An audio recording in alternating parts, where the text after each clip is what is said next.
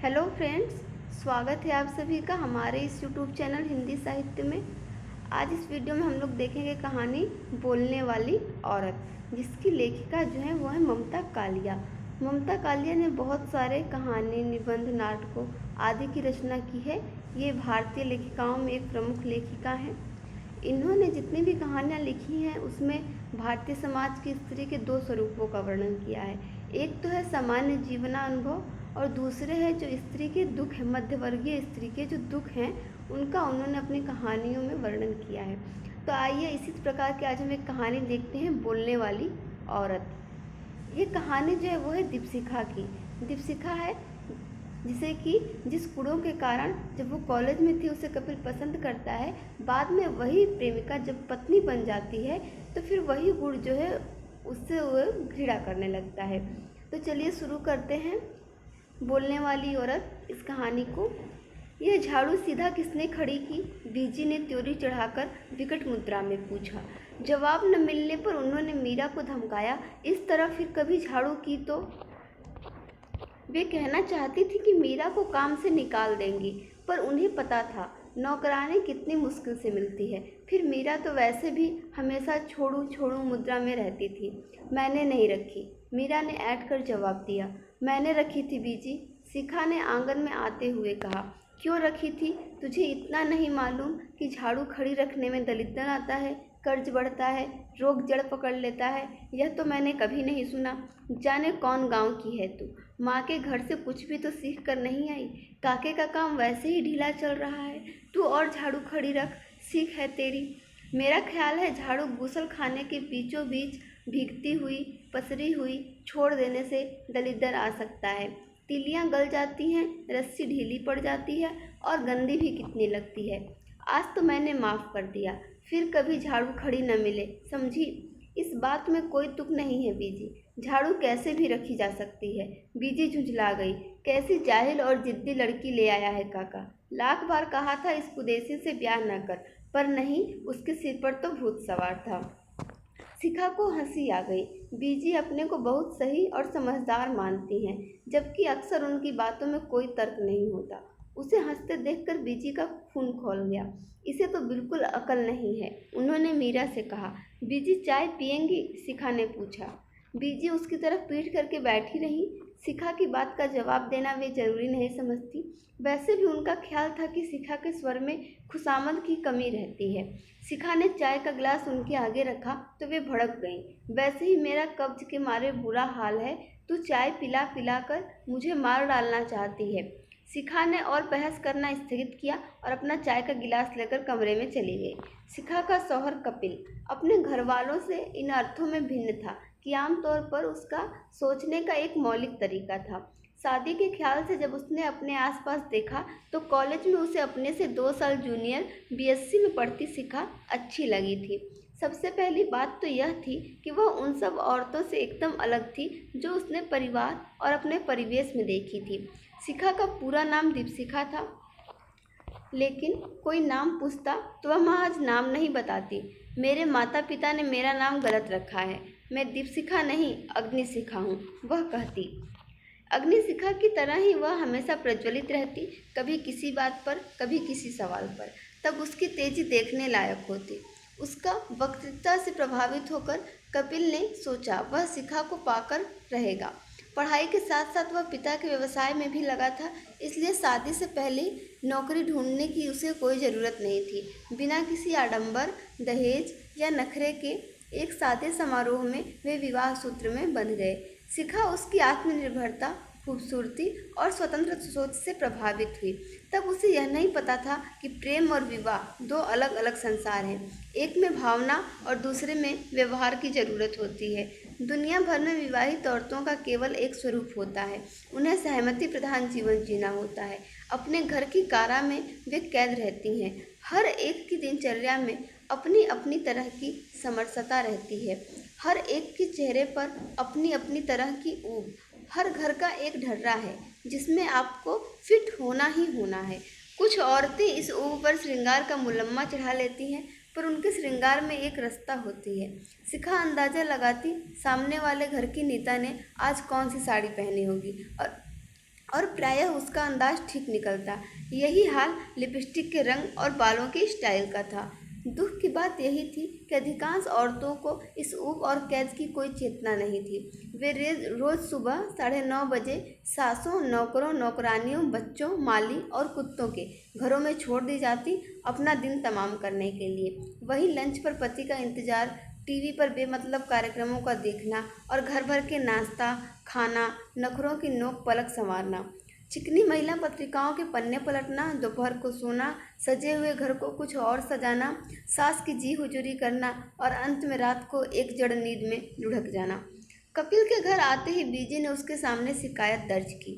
तेरी बीवी तो अपने को बड़ी चतुर समझती है, अपने आगे किसी की चलने नहीं देती, खड़ी खड़ी जवाब टिकाती है। कपिल को गुस्सा आया। शिखा को एक अच्छी पत्नी की तरह चुप रहना चाहिए, खास तौर पर माँ के आगे। इसने घर को कॉलेज का डिबेटिंग मंच समझ रखा है और माँ को प्रतिपक्ष का वक्ता।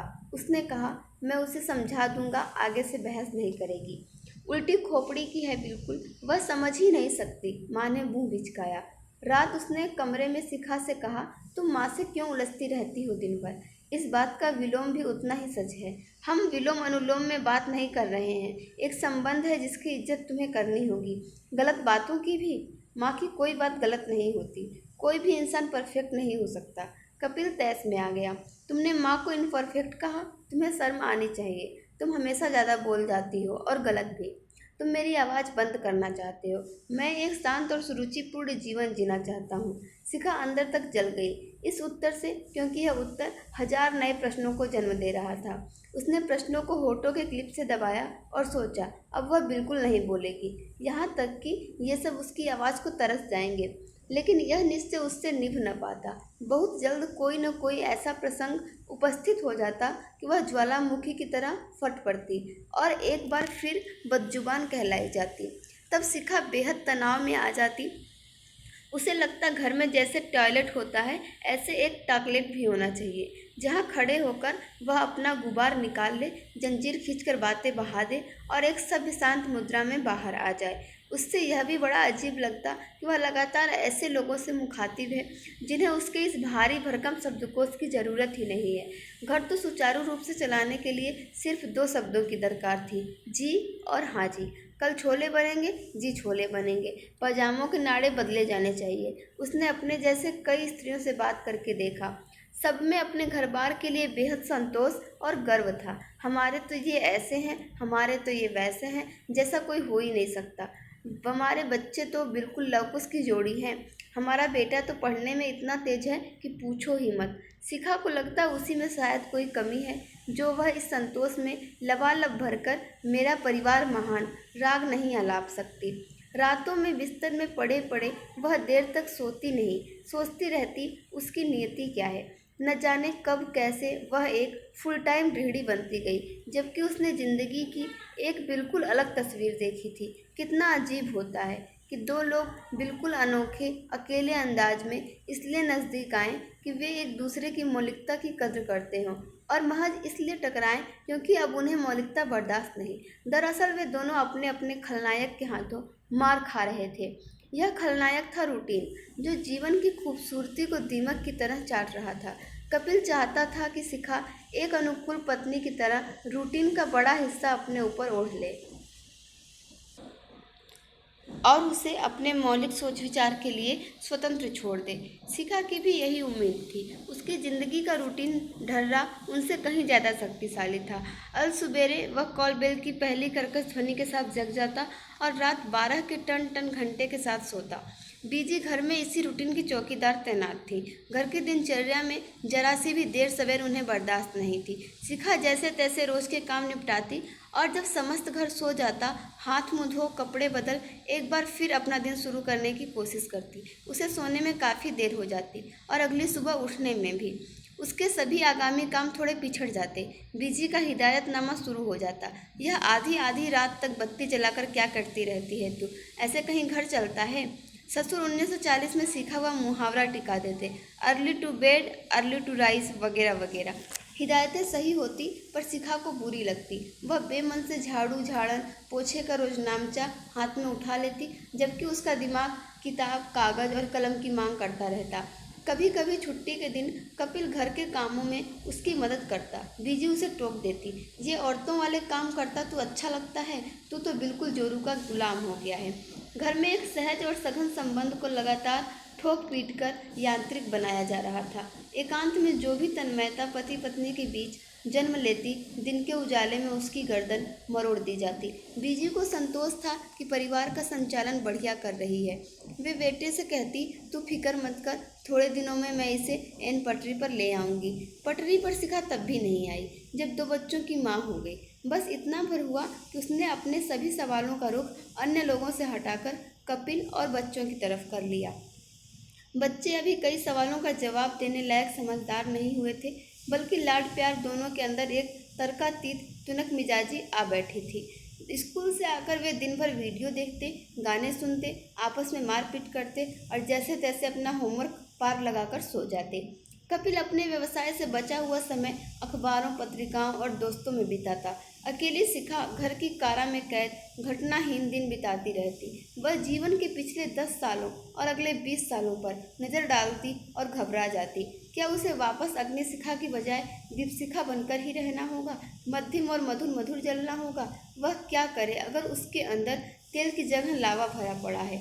उसे रोज लगता कि उन्हें अपना जीवन नए सिरे से शुरू करना चाहिए। इसी उद्देश्य से उसने कपिल से कहा, क्यों नहीं हम 2-4 दिन को कहीं घूमने चलें? कहाँ? कहीं भी, जैसे जयपुर या आगरा। वहाँ हमें कौन जानता है, फिजूल में एक कई जगह जाकर फंसना। वहाँ देखने को बहुत कुछ है। हम घूमेंगे, कुछ नई और नायाब चीज़ें खरीदेंगे, देखना एकदम फ्रेश हो जाएंगे। ऐसी सब चीज़ें यहाँ भी मिलती हैं। सारी दुनिया का दर्शन जब टीवी पर हो जाता है तो वहाँ जाने में क्या तुक है? तुक के सहारे दिन कब तक बिताएंगे? बच्चों ने इस बात का मजाक बना लिया।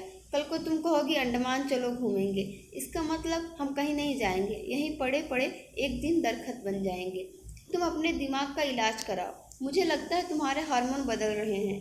मुझे लगता है तुम्हारे भी हार्मोन बदल रहे हैं। तुम्हारे अंदर बराबरी का बोलना एक रोग बनता जा रहा है। इन उल जुलूल बातों में क्या रखा है? शिखा याद करती वे प्यार के दिन जब उसकी कोई बेतुकी नहीं थी। एक इंसान को प्रेमी की तरह जानना और पति की तरह पाना कितना अलग था। जिसे उसने निराला समझा वही कितना औसत निकला। वह नहीं चाहता एक जीवन के ढर्रे में कोई नयापन या प्रयोग। उसे एक परंपरा चाहिए जी हुजूरी की। उसे एक गांधारी चाहिए जो जानबूझकर न सिर्फ अंधी हो बल्कि गूंगी और बहरी भी। बच्चों ने बात दादी तक पहुंचा दी। बीजी एकदम भड़क गई। अपना काम धंधा छोड़ अब जयपुर जाएगा? क्यों? बीवी को सैर कराने? एक हम थे, कभी घर से बाहर पैर नहीं रखा, और अब जो आप तीर्थ के बहाने घूमने जाती हैं वह? शिखा से नहीं रहा गया। तीर्थ को तू घूमना कहती है? इतनी खराब जुबान पाई है तूने। कैसा गुजारा होगा तेरी गृहस्थी का? काश गोदरेज कंपनी का कोई ताला होता मुंह पर लगवाने वाला, तो ये लोग उसे मेरे मुंह पर जड़कर चाबी सेफ में डाल देते। सच, ऐसे कब तक चलेगा जीवन? बच्चे शहजादों की तरह बर्ताव करते। नाश्ता करने के बाद जूठी प्लेटें कमरे में पड़ी रहती मेज पर। शिखा चिल्लाती, यहाँ कोई रूम सर्विस नहीं चल रही है, जाओ अपने जूठे बर्तन रसोई में रख कर आओ। नहीं रखेंगे क्या कर लोगी? बड़ा बेटा हिमाकत से कहता। न चाहते हुए भी शिखा मार बैठती उसे। एक दिन बेटे ने पलटकर उसे मार दिया। हल्के हाथ से नहीं, भरपूर घूंसा मुंह पर। होंठ के अंदर एक तरफ का मांस बिल्कुल चिथड़ा हो गया। शिखा सन्न रह गई। न केवल उसके शब्द बंद हो गए, जबड़ा भी जाम हो गया। बर्तन बेटे ने फिर भी नहीं उठाए। वे दोपहर तक कमरे में पड़े रहे। घर भर में किसी ने बेटे को गलत नहीं कहा। बीजी एक दर्शक की तरह वारदात देखती रही। उन्होंने कहा, हमेशा गलत बात बोलती हो, इसी से दूसरे का खून खौलता है। शुरू से जैसी तूने ट्रेनिंग दी वैसा वह बना है। यह तो बचपन से सिखाने वाली बातें हैं। फिर तू बर्तन उठा देती तो क्या घिस जाती?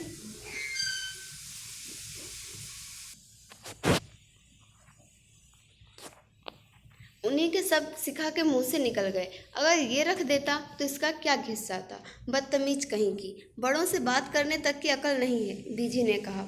ससुर ने सारी घटना सुनकर फिर 1940 का मुहावरा टिका दिया। As you sow so shall you reap. Kapil ने कहा, पहले सिर्फ मुझे सताती थी, अब बच्चों का भी शिकार कर रही हो। शिकार तो मैं हूँ, तुम सब शिकारी हो, शिखा कहना चाहती थी, पर जबड़ा एकदम जाम था।